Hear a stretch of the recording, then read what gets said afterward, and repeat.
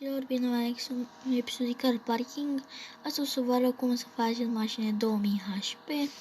Cum vedeți aici, n-am hack pe jocul ăsta, doar am bani nelimitați.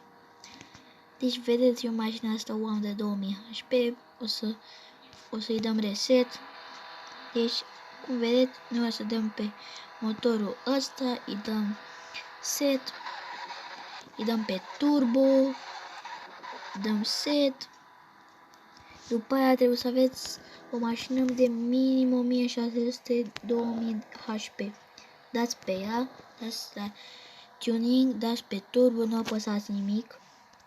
Ieșiți, vă duceți la mașină înapoi, dați pe set și cum vedeți am făcut aici 1692 HP. Dați aici și ați făcut-o de 2000 HP.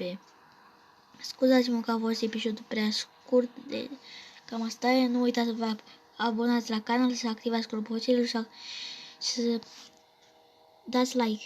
Pa, pa!